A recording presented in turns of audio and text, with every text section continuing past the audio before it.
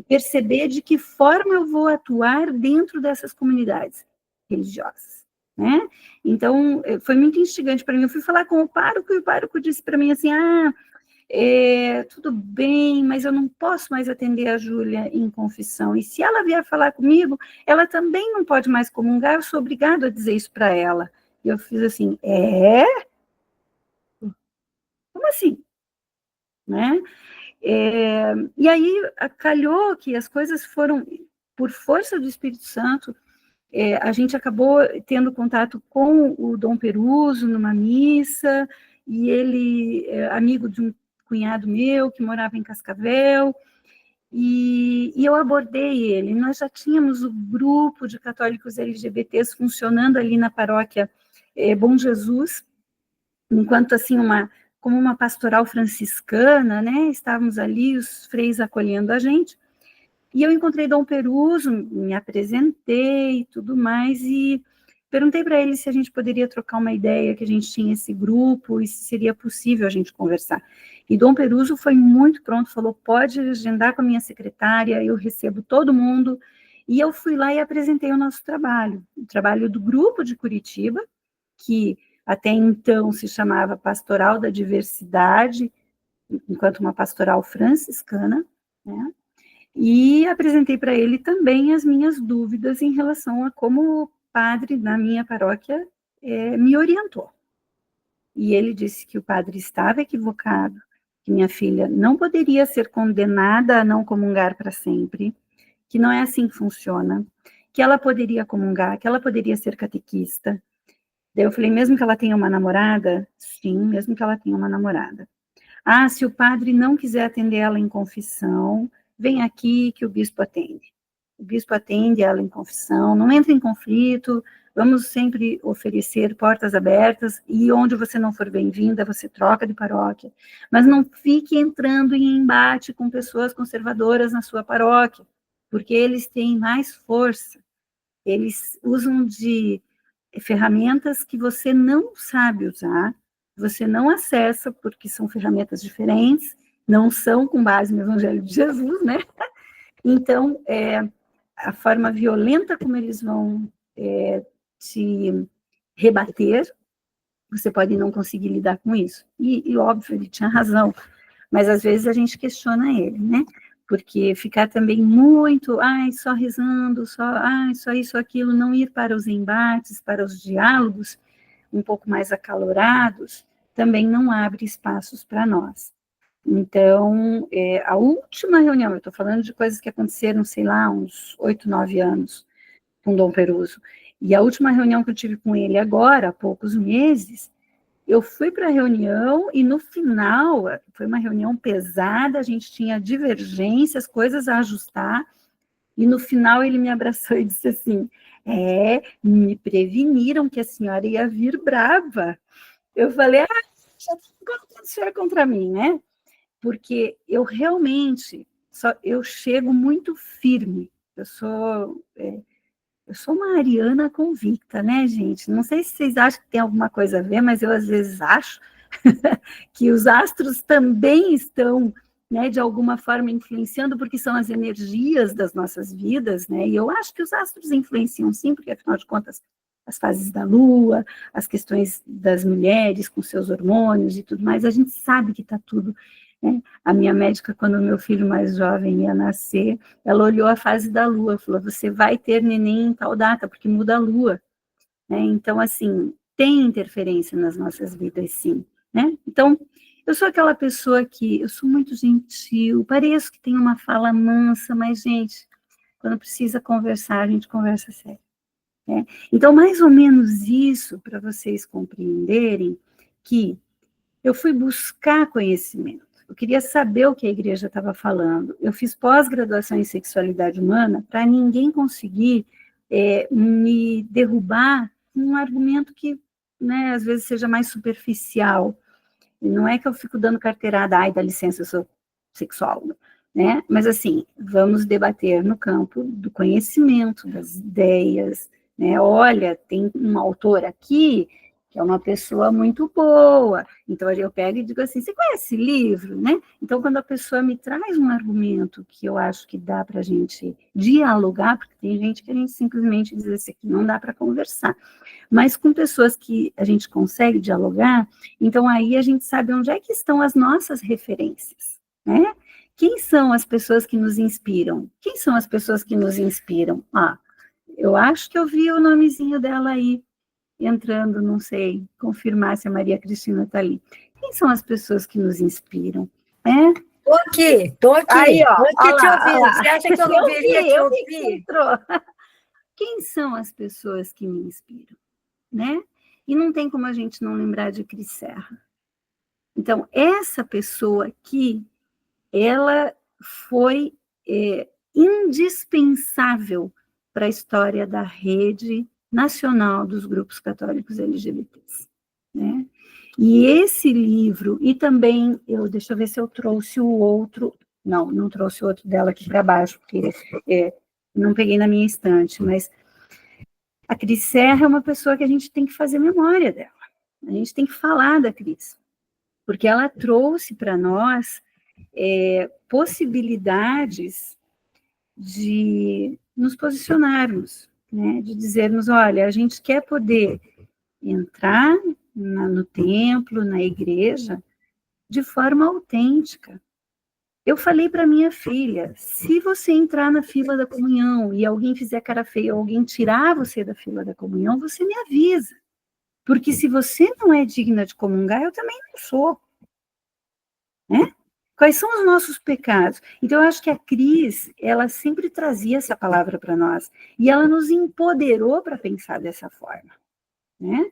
E ela nos incentivou a nos sentirmos todos, todas e todes dignos de chamar Deus de Pai.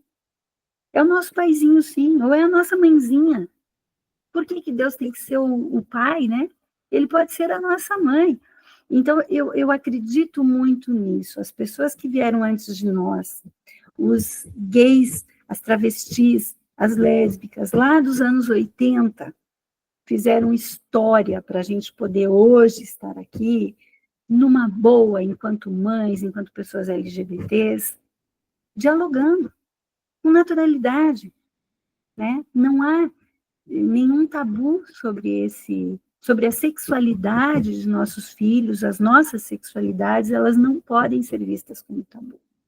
Então, quem vem antes, e daí a gente falou do padre Luiz Correia, e eu acho que a gente deve citar também o padre James Martin, que é um livro riquíssimo, riquíssimo, que nos mostra, assim, toda a humanidade de todas as pessoas.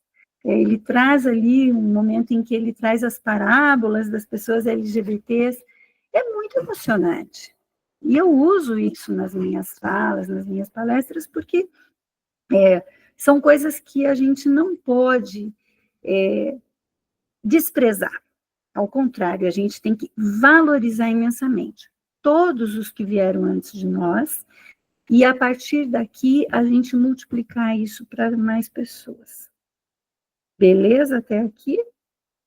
Bom, aí o que eu fiz no meio do caminho? Veio uma pandemia, né? Eu tive muitos problemas com as pessoas dentro da igreja, muitos problemas.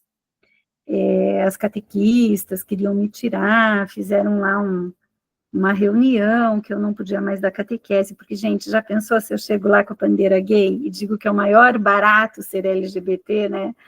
Então, assim, ficaram morrendo de medo de mim, né? E eu fui guardando as conversas, sabe?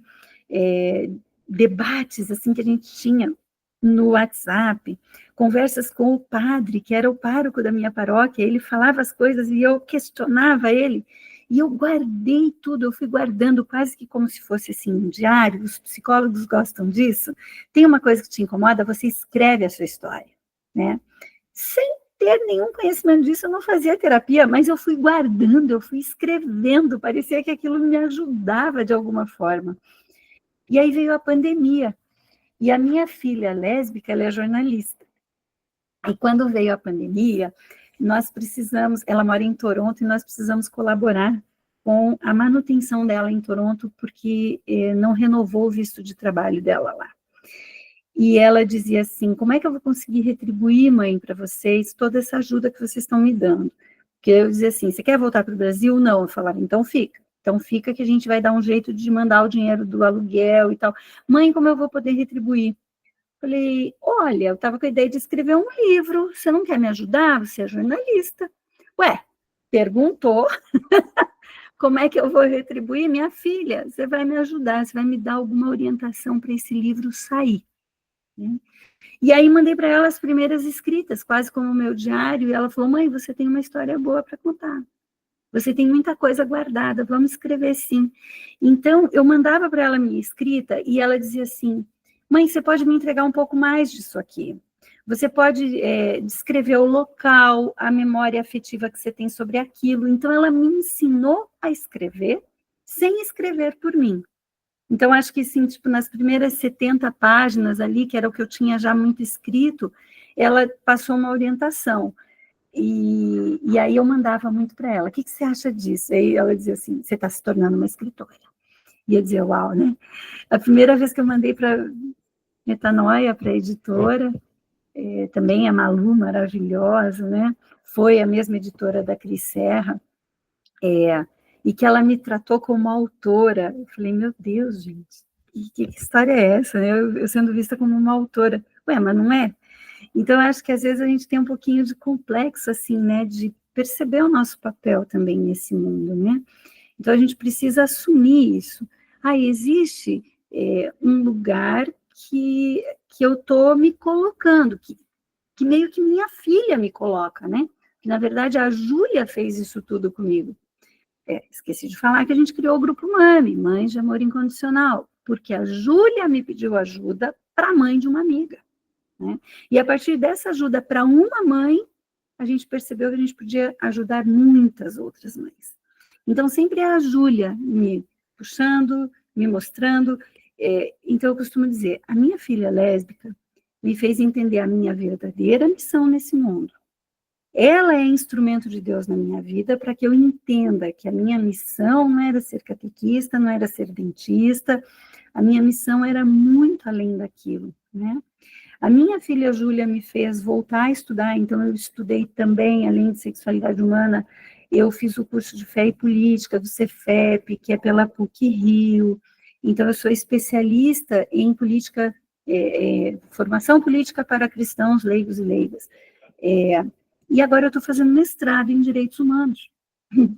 Então, nunca na vida eu imaginei que esses espaços estariam reservados, e não são coisas que eu procurei fazer, são coisas que foram aparecendo para mim porque seriam necessárias nesse ativismo, né?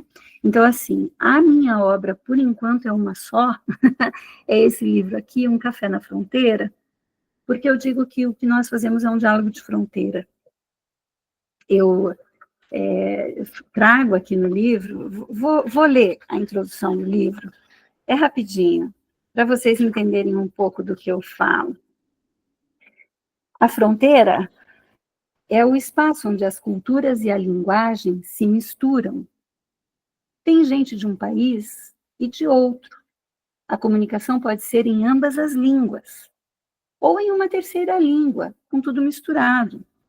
No nosso caso, aqui no Paraná, estamos na fronteira com o Paraguai e a Argentina. E é comum se ouvir um portunhol na cidade de Foz do Iguaçu. A fronteira também pode ser um local de disputa, ou de autoafirmação, ou de passagem para o outro lado. O café, este deve ser brasileiro, coado e forte.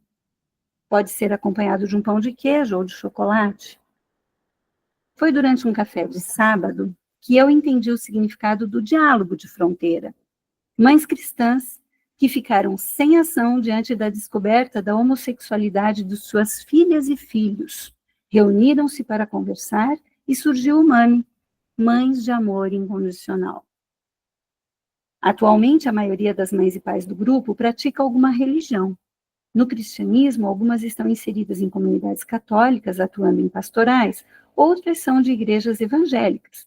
Temos mães do espiritismo também. Em várias dessas religiões, o acolhimento a pessoas LGBTQIAPN+, é bastante complicado. Elas são colocadas à margem da sociedade. São pessoas que existem na periferia, uma periferia existencial longe do centro. Não queremos deixar a prática da nossa espiritualidade nas comunidades de fé. E não podemos ser coniventes com a discriminação que nossos filhos sofrem.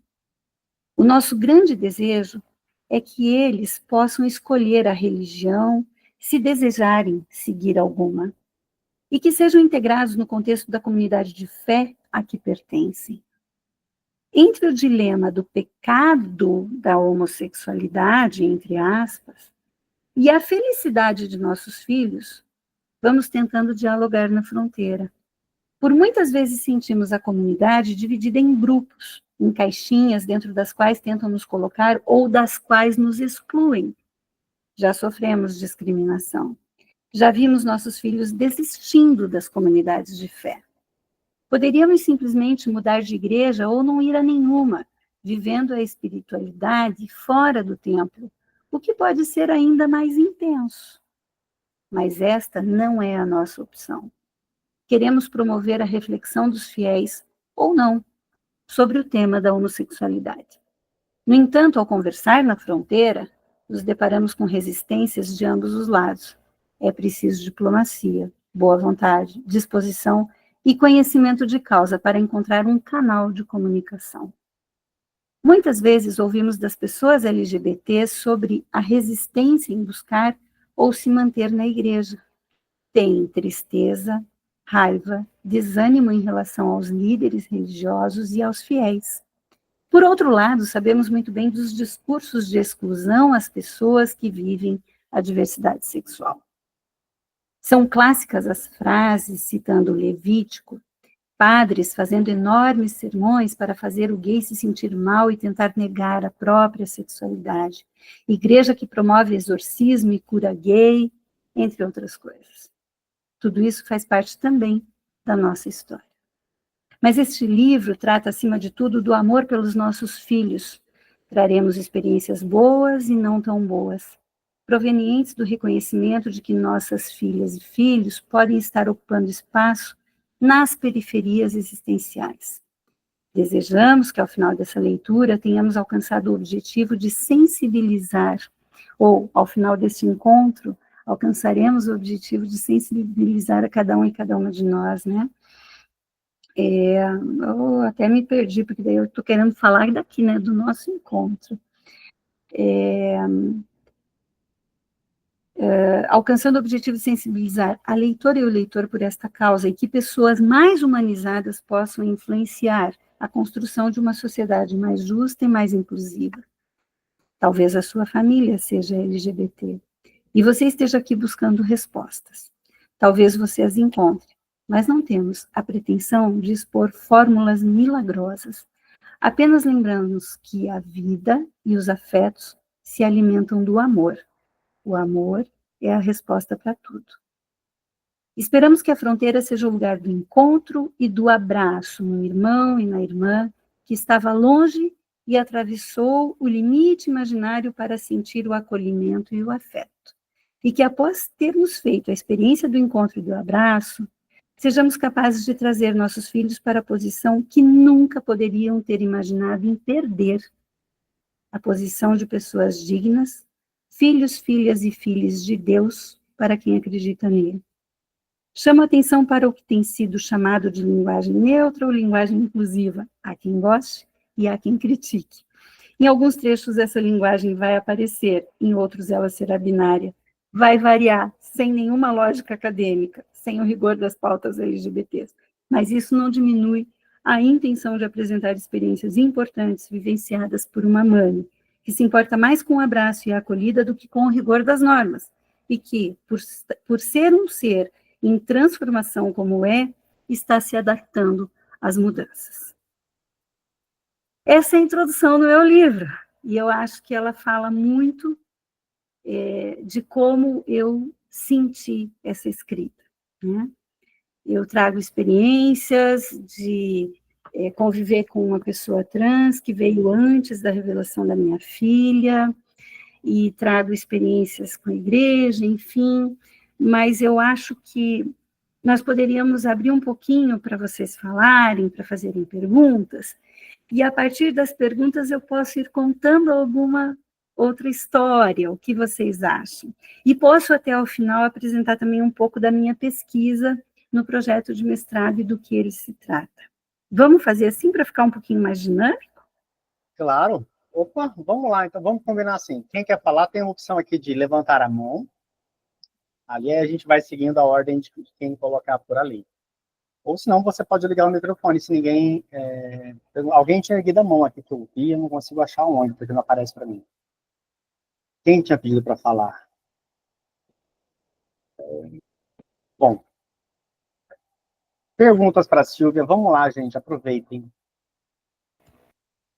Se ninguém tiver pergunta, eu continuo falando, viu, gente? Que eu gosto de falar. Como que foi com a tua filha, Silvia? Ela chegou em você? Você já desconfiava? Essa pergunta é matadora para toda mãe. Você já sabia? Uhum. Como é que foi esse negócio aí?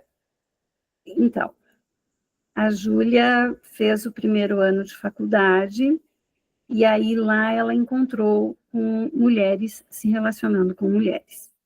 E aí ela falou, então isso é possível? Porque ela não tinha nenhuma referência, né, até então. E ela percebeu que era assim que ela se sentia, como uma mulher lésbica. E ela contou para o irmão, contou para a irmã, e ficou na dúvida se falava comigo, e isso levou alguns meses. Quando ela chegou um dia e me disse assim, mãe, vamos ajudar, é um primo meu, né? Vamos ajudar o nosso primo, porque ele falou para o tio que ele é gay. E o tio não está mais deixando ele sair, agora só deixa ele sair comigo. Ele é um pouquinho mais novo que a Júlia, e o tio agora não deixa, então por isso que a gente está saindo muito juntos. E eu falei, beleza, vamos ajudar, vamos tentar conversar com o tio, mas e você? Você também é? Perguntou na lata? Sim. Olha ela. E você também é? Só que ela não estava preparada para me falar. Ela negou. Negou.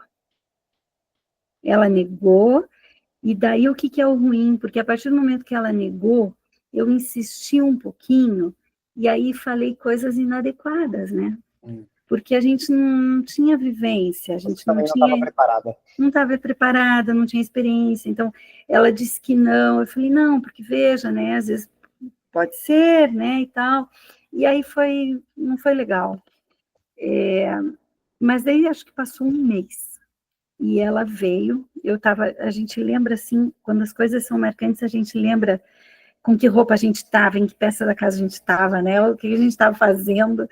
Eu ia fazer umas sobremesas, e ela chegou na cozinha, sentou no balcão da pia, assim, mãe, então, você me perguntou uma vez, e eu não quis te falar, mas agora eu quero te falar. Eu quase que olhei e falei, agora eu não quero mais saber. Mas agora eu quero te falar, eu não vou conseguir namorar com homem, eu sinto atração por mulher. E aí, gente, assim, é impactante, por mais que, eu já estava ajudando o meu primo, eu dizia assim, se o tio quer ser enganado, então ele vai ser enganado, ele só deixa sair com a Júlia, e eu pegava o menino na casa dele, e levava eles para as baladas gay. Se o tio quer ser enganado, ele quer ser enganado, eu vou ajudar, porque ele está pedindo para ser enganado, então eu fazia isso, assim, sabe? E ajudava, né?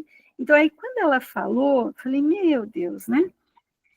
Só que eu tinha tido uma experiência muito forte antes com um homem trans que ainda se apresentou para mim enquanto mulher, era colega de faculdade da minha filha mais velha, e que estava com ideação suicida, que fazia automutilação, que não estava se entendendo, e que nós tivemos uma relação muito forte de cuidar da vida dessa pessoa, desse homem. Ele não tinha família em Curitiba, e eu e a minha filha mais velha, de fato, cuidamos a ponto de ele tentar suicídio, a minha filha levar ele para a unidade de saúde, eu trazer para minha casa para cuidar depois.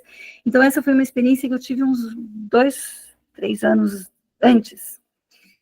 E havia uma questão religiosa muito forte para a negação dessa pessoa quanto à sua identidade de gênero. Então, assim, a avó e a tia eram extremamente católicas, pessoas muito conservadoras, então tinha uma bagagem muito fundamentalista ali que fazia essa pessoa achar que ele dizia que ele ouvia vozes na cabeça, que era Deus dizendo que ele tinha que morrer, por ele ser como ele era. E aí, né, pensa, a gente dizia assim, não, isso não é voz de Deus, você não está ouvindo a voz de Deus, Deus quer você vivo, né? Então, todo aquele trabalho, quer dizer, eu tive essa experiência. Então, quando a Júlia me falou, deu um impacto, mas eu, na hora, falei, eu não quero esse sofrimento para minha filha, eu olhei para ela e falei, tá tudo bem. E ela falou, tá tudo bem, mas eu nunca vou poder trazer uma namorada em casa, né, mãe? Falei, vai poder trazer. Por dentro, eu estava muito impactada. Eu falei, vai poder trazer. Porque eu, de fato, não queria aquele sofrimento para ela, né? Mas, daí eu falei assim, vou te dizer 2 coisas. Nunca permita que o povo lá da igreja faça você pensar que você não é digna de chamar Deus de pai. Você é filha de Deus, Deus te ama, Deus te conhece. Nunca permita isso. A segunda coisa eu falei errado, tá? Mas a gente tem que falar também os erros da gente, né? Falei, a única coisa que a mãe não aceita é a promiscuidade. Ah, tá. Os outros 2 filhos, quando vieram falar que iam namorar, se ia transar, se ia dormir com o noivo aqui dentro de casa, o de 14 anos com vida sexual ativa, eu nunca disse que não aceitava a promiscuidade. Só disse para lésbica, né?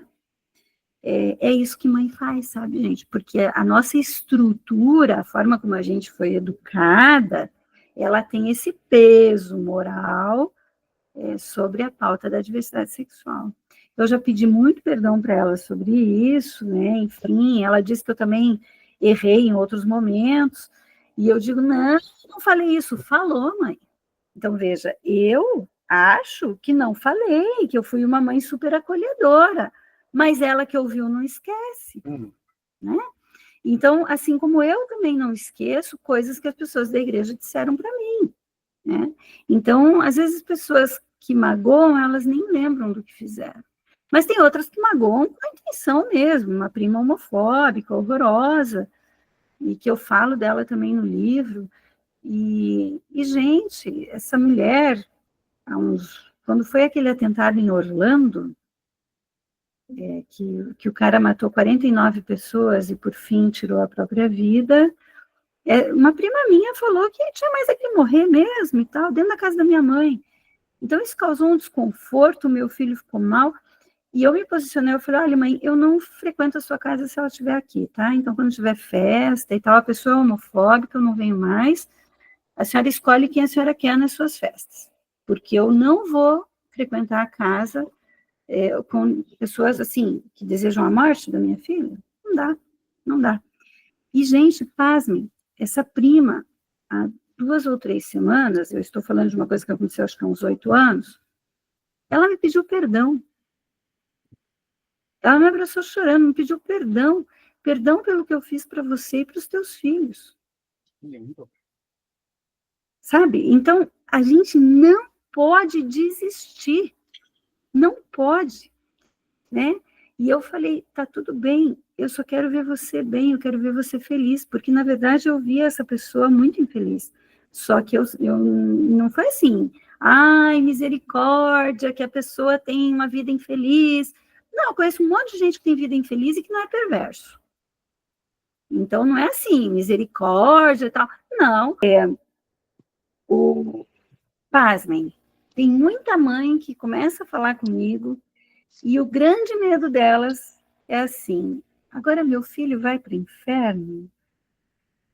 Né? Então, eu fico assustada porque essa é uma fé infantilizada, né? Ai, não pode cometer um pecado porque senão você vai para o inferno. E será que a gente não faz o inferno aqui mesmo? né? Porque a gente não precisa esperar ir para lá, para outra vida, para chegar no inferno, não. A gente pode viver o inferno aqui.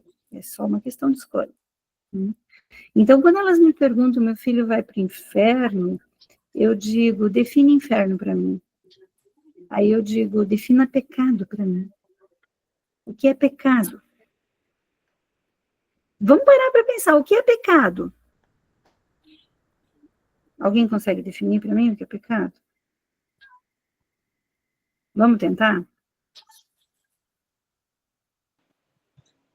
Prejudicar alguém? Sim. De forma intencional ou não?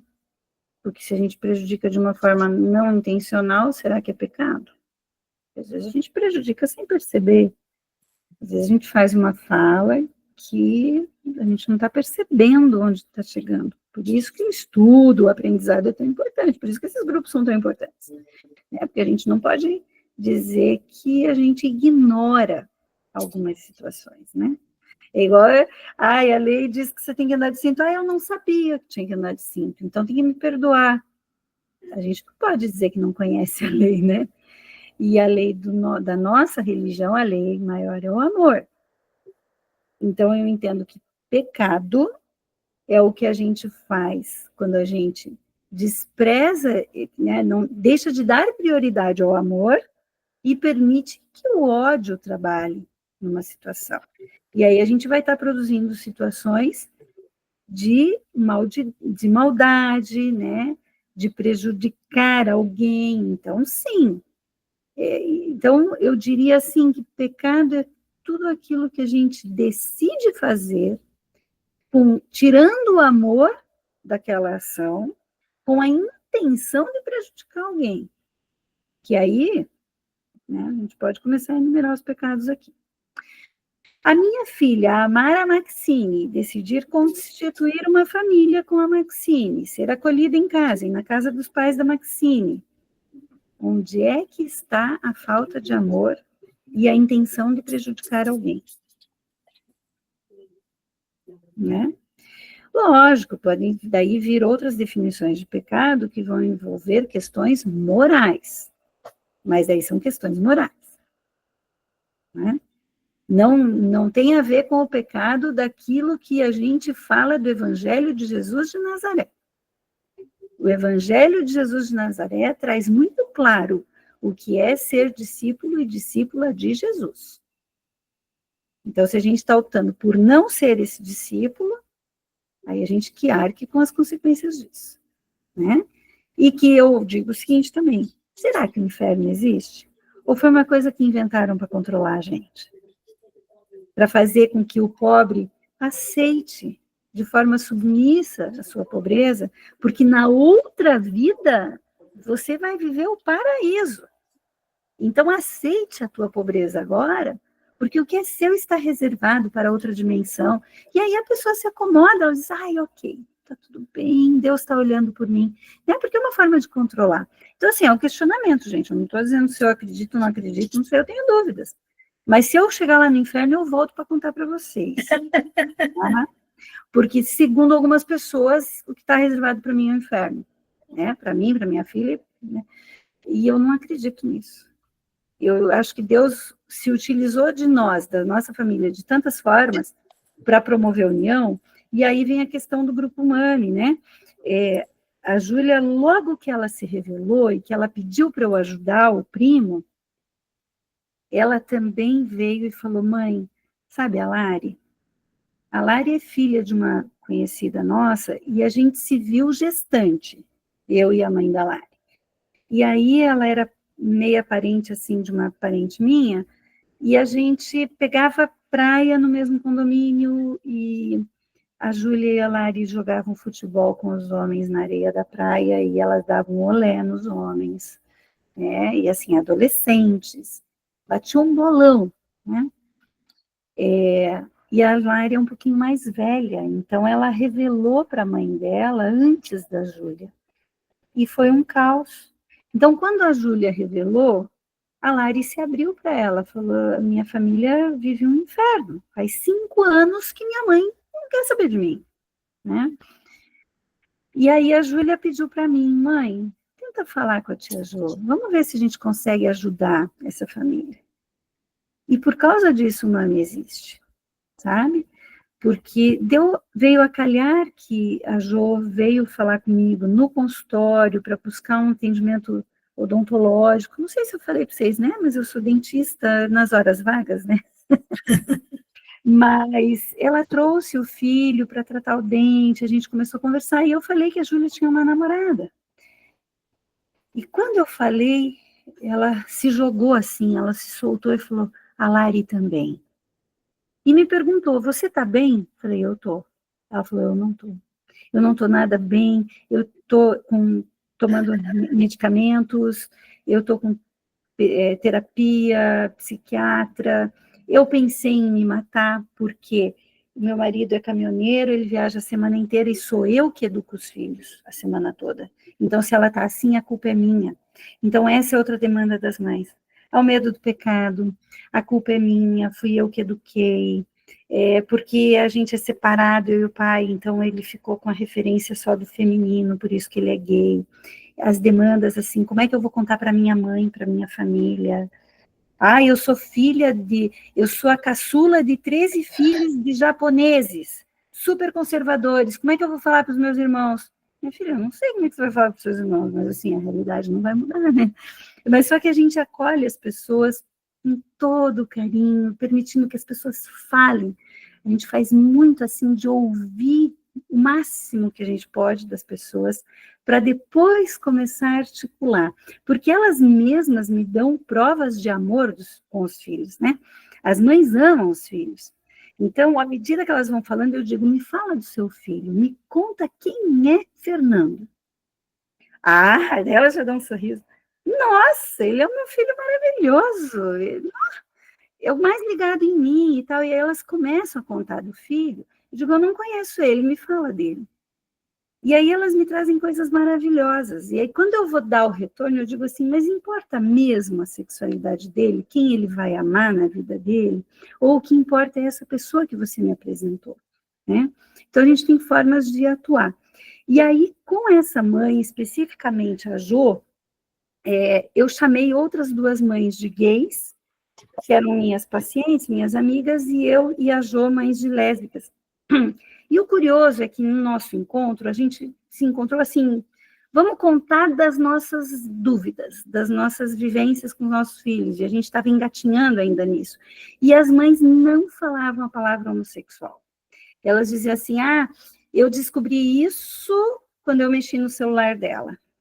Então, esse problema a gente tem lá em casa desde que ele entrou na faculdade. Então, é isso, é o problema, né? E eu fui escutando aquilo e falei, mas, gente, por que a gente não fala a palavra homossexual? Porque a gente se preocupa com a relação sexual que nossos filhos e filhas vão ter com seus parceiros. E a gente acha que é nojenta. A gente acha que é pecado, que não pode. Agora, eu nunca pensei na relação sexual que minha filha tem com o noivo dela. Nunca me preocupei com isso. Por que eu estou preocupada com o tipo de relação da Júlia com a namorada? Acho que a gente tem que começar a pensar em homoafetividade. Porque, na verdade, primeiro a pessoa vai sentir atração por alguém, vai se aproximar, vai conhecer, e talvez terminem tendo uma relação mais íntima. Mas a gente tem que pensar em homoafetividade para desfazer mentalmente porque é uma coisa que colocaram na nossa cabeça, né? De que é promíscuo. Então, a gente tem que desfazer, desconstruir isso. E eu desafiei as mães, eu falei, vamos tentar chegar em casa hoje e perguntar para nossos filhos e filhas se eles estão namorando, se estão felizes, né? Vamos tentar conhecer o namorado do filho, conhecer a namorada da filha, a gente vai descobrir que são pessoas boas, porque os nossos filhos são pessoas boas, eles não vão se aproximar de pessoas más. Então, a gente precisa conhecer essas pessoas. E elas toparam e fizeram isso. E naquela noite, a Lari mandou uma mensagem para minha filha, dizendo assim, que milagre tua mãe conseguiu. Fazia 5 anos que minha mãe não me olhava nos olhos. E hoje ela chegou em casa e perguntou se eu estava bem, se eu estava namorando, se eu estava feliz. Que lindo! E ela queria ouvir a minha resposta, ela falou. Né? Quando a Júlia desceu Mãe, olha essa mensagem que a Lari me mandou. A Letícia, minha filha mais velha, estava do lado. E a gente viu aquilo, a Letícia falou assim, mãe, vocês precisam se reunir mais vezes. Porque se uma tarde de sábado fez isso, vocês precisam se encontrar mais e você está criando um grupo de mães. A Letícia, a filha mais velha, é heterossexual, cisgênera. Ela veio e falou, vocês estão criando um grupo de mães. Vou te arrumar um nome para esse grupo. E ela veio, Mães de Amor Incondicional. Eu falei, nossa, eu gostei disso. Aí consultei as outras 3 mães, falei, vamos criar um grupo? Ó, já tenho até um nome e tal. Beleza, vamos criar um grupo. Criamos um grupo de WhatsApp. Depois, a Júlia precisou, uns 2 anos depois, 1 ano e pouco depois, fazer um trabalho para a faculdade de jornalismo, dar visibilidade para uma empresa, para um prestador de serviço, qualquer coisa assim, criar páginas de Facebook, identidade visual, e ela chamou o grupo da faculdade e falou, vamos fazer do grupo da minha mãe, do Mami, ela não tem página no Face. E fizeram um trabalho riquíssimo, e me expuseram. Então, uma vez até eu fui dar uma formação para jovens, aqui no Grupo Marista, eles têm ali uma parte de educação para jovens, e eu levo fotos dos meus filhos, crianças, eu digo assim, qual deles é gay, né? Vai lá, olha na foto e me diz, porque você não sabe olhar na cara das pessoas e saber quem é gay e tal, né? Então, é meio para desconstruir, assim, né? E todo mundo aposta que é a mais velha, e eu digo, errou. Porque ela está sempre nas fotos com uniforme de futebol, né? Gosta muito de esportes e tal. E as pessoas erram, né? Porque querem ficar julgando as pessoas pelas aparências e tal. E aí uma moça nesse evento, ela falou assim para mim, aí tua filha não fica braba de você ficar expondo ela desse jeito? Daí eu falei assim, ei, mas sabe quem que expôs? Ela me expôs. Ela que fez eu aparecer para todo mundo. Ela que trouxe para mim para eu assistir um vídeo da Brené Brown, maravilhosa. Tem vídeo no YouTube da Brené Brown, vão atrás. Que ela fala sobre a gente assumir as nossas vulnerabilidades. Porque a primeira coisa que eu fiz quando a Júlia revelou foi chegar na igreja e dizer, eu tenho uma filha lésbica. Eu odiava esse termo lésbica, gente. Para mim era um palavrão, um xingão. A minha geração, se queria xingar uma mulher, se falava que ela era lésbica ou sapatão. Minhas filhas fizeram entender o que significava, de onde vinha o significado, e hoje eu bato no dedo. Minha filha é lésbica, de 29 anos, casada. Né? Então, sabe, as coisas vão tomando uma dimensão que a Júlia é quem me expõe, a Júlia é quem me coloca nessa caminhada.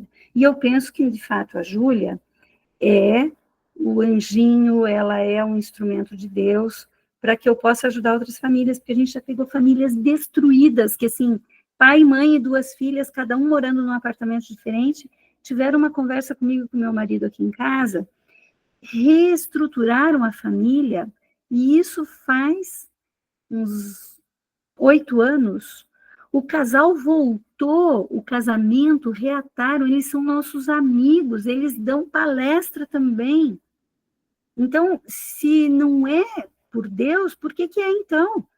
Sabe? Se não é de reerguer as famílias, nós não estamos contra a família. Ao contrário, nós queremos que todas as pessoas tenham direito a ter família, família constituída no amor, né? Que não seja o preconceito que venha destruir as nossas famílias. Sabe? Então, acho que é um pouco isso, assim, para não ficar tão longo. Vamos ver se a gente puxa outro assunto aí para eu contar outra historinha. Quem mais? Pergunta, aproveitem, nós ainda temos 15 minutos aqui. Suguem até a alma. Não, a alma não. Deixa a alma para. A alma tem que estar aí, tem um trabalho ainda para fazer. Vocês que são mães, que angústias vocês têm? Olha como é bonito ouvir aqui o relato da Silvia, da Maria Cristina, falando da experiência delas. Como é bom saber que não são só vocês, não é só a gente que tem dificuldade, que tem medo. Né? Eu acho que o Roberto trazia um pouco disso, né? Que ele se sente solitário lá no trabalho. Esses momentos agora é o momento para a gente ver assim, caramba, eu não estou sozinho. Tem gente que sente o mesmo que eu, tem as mesmas dificuldades, né? E aí eu escutar a Silvia contar essa história dá um alento, né? Porque a gente não se sente ET, a gente se sente carne e osso. É muito bom. Quem mais? dúvidas, comentários? Bom, enquanto as pessoas vão pensando aí se querem fazer alguma pergunta, eu vou mostrar para vocês um pouquinho, quando me chamam para fazer uma fala, deixa eu ver se vai passar aqui. Acho que eu tenho que passar lá. Só um pouquinho, gente, já chego lá. Me digam se está passando para vocês aí, sim? Tá. Ó, eu amo colocar essas figurinhas quando eu vou fazer alguma palestra, falar, né, sobre família e tal. Porque olha essas carinhas dessas crianças, né? São tão diferentes, são tão diversas, e são todas crianças, né? Todas com as mesmas demandas, com as mesmas dificuldades e as mesmas necessidades, né?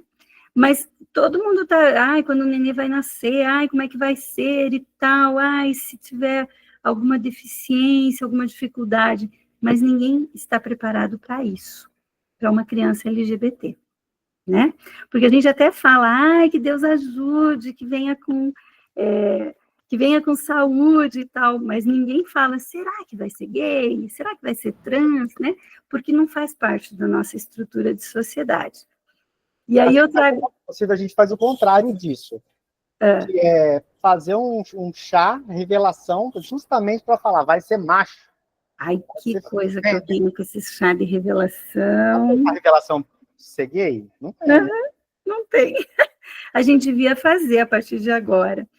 Então, isso aqui são as duas figurinhas da minha família. Esse é o meu primo, que a Júlia pediu. Eles eram ligados desde criança, gente.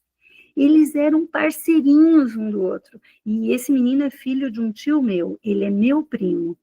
E eles são ligadinhos. Aí olha aqui, ó, eles na adolescência. Olha que coisa mais fofa. Adolescência não, que já são jovens, né?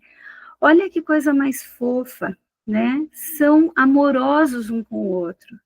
Então parece assim que já existia uma conexão deles desde crianças, né? Alguma coisa já puxava eles.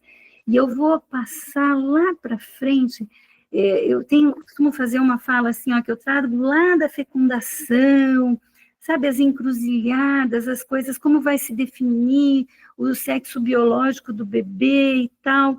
Então, vou passando por isso tudo para falar com as mães sobre essas questões, né? Eu falo da pessoa intersexo, do gênero, enfim. Mas eu estou falando isso porque eu quero chegar nessa foto, tá? Essa aqui é a Júlia com a Maxine, né?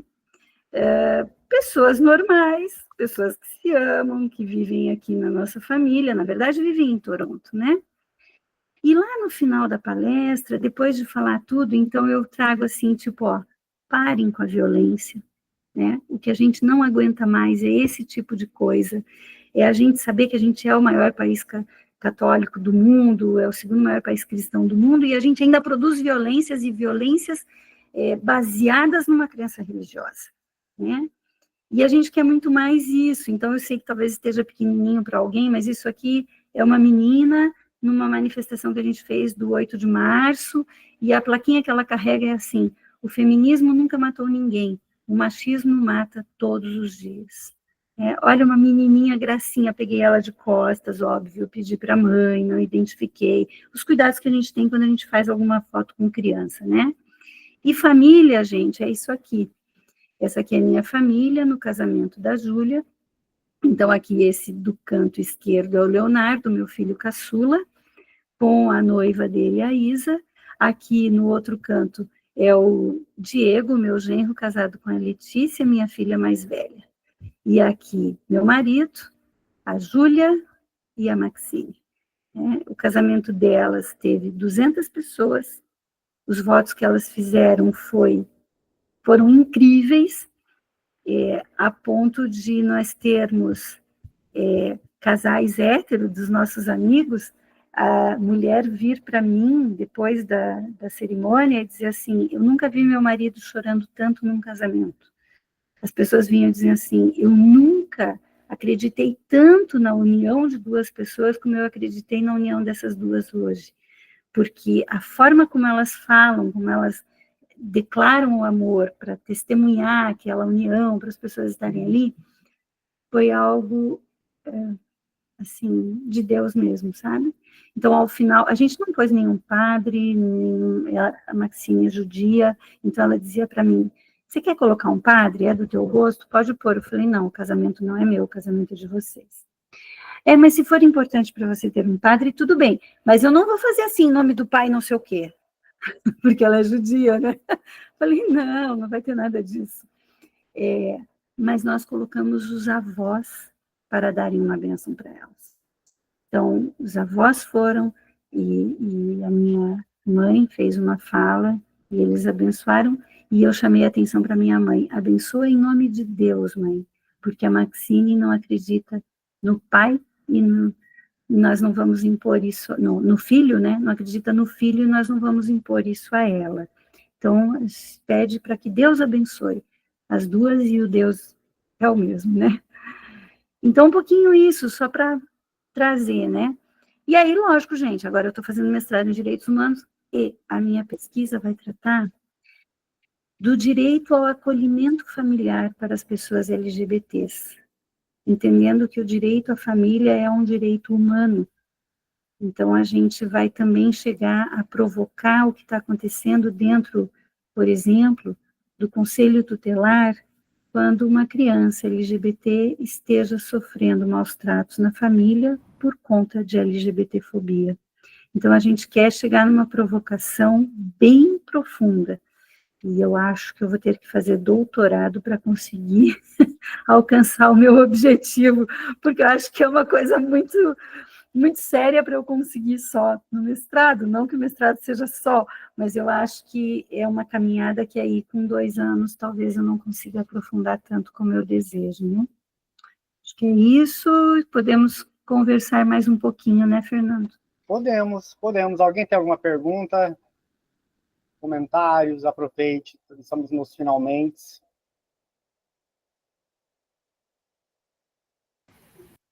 Só posso dizer parabéns, né?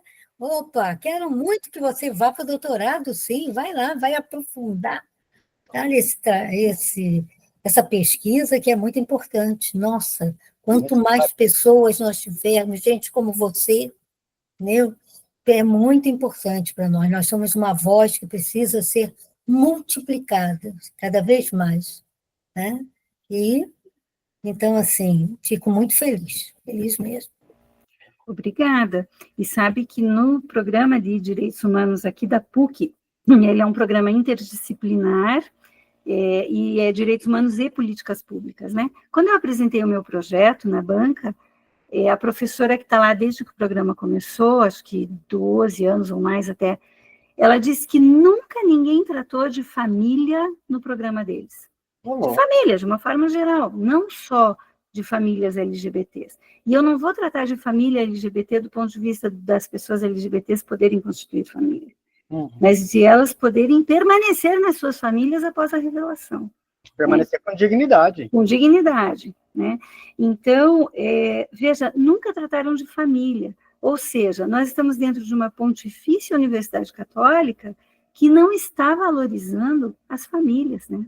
É preciso a gente, talvez, criar um núcleo ali de famílias e gêneros, sabe? Algo nesse sentido, a gente precisa provocar esse povo, né? Mas acho que tinha alguém com a mãozinha levantada. É a Rosa. Rosa, por favor. Sim, foi eu. Eu queria agradecer, primeiramente a Deus pelo dom da sua vida, Silvia, né?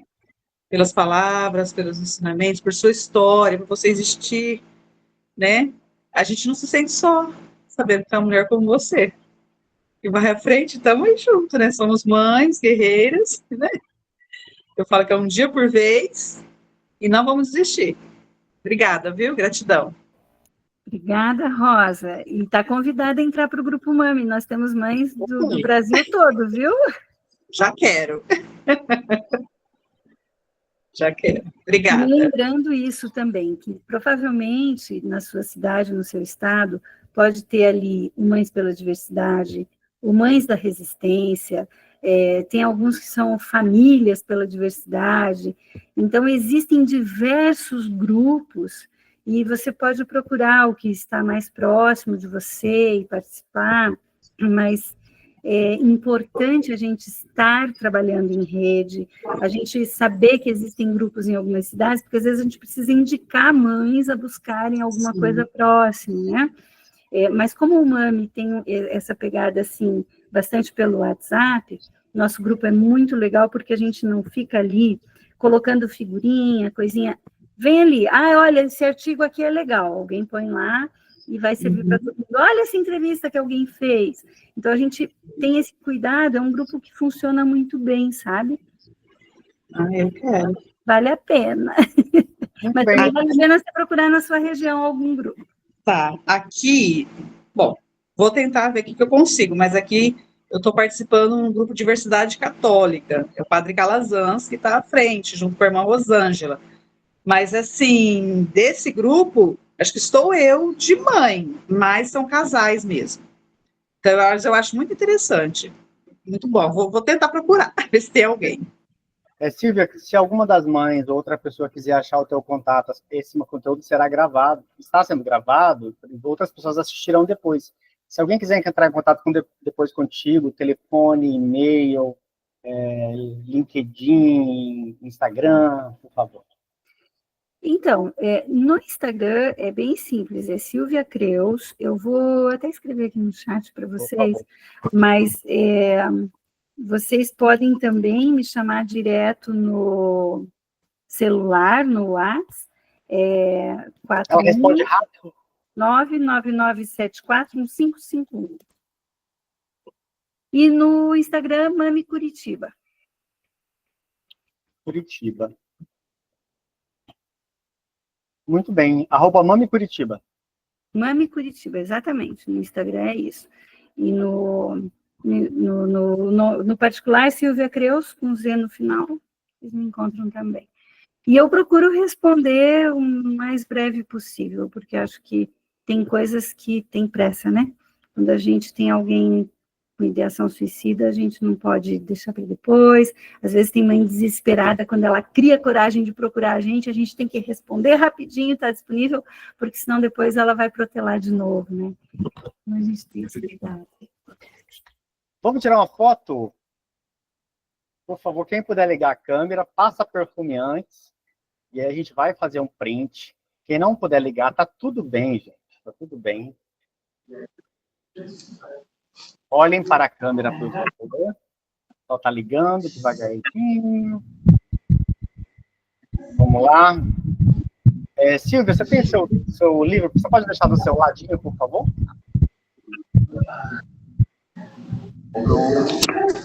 Olhem para a câmera, que foi isso aí. Olhem para a câmera de vocês. Eu já li o livro, é muito bom, viu? Joshi, 1, 2, 3 e... Kiss. Pronto, já tirei. Deixa eu mandar aqui já. Dá para vocês pegarem já. Deixa eu ver se dá. Não dá, gente. Eu vou mandar no grupo. Eu vou mandar nos grupos que eu tenho aqui. Eu mando para a Silvia. Eu vou publicar também ali. No meu Insta, no Insta do Arco da Aliança. O Francis vai colocar também a atividade do grupo. Isso, daí me marquem que eu posso compartilhar. E marca o Mami Curitiba também, para eu poder compartilhar nos dois. Maravilha. Gente, muito obrigado pela presença de vocês. Silvia, é sempre maravilhoso te ouvir. Seu testemunho bonito, animado, de gente que tem fé, coragem. Vamos em frente. Deus abençoe. Obrigada, muito obrigado, gente. Muito obrigada, que Deus abençoe. Muito obrigado, gente. Até a próxima. Tchau. Tchau.